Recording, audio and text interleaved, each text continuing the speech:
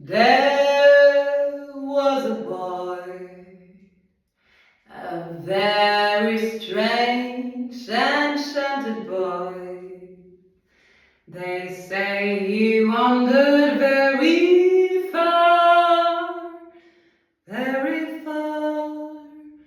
over land and sea. A little shy and sad of eye, but very wise was he. And then one day, a magic day, he passed my way.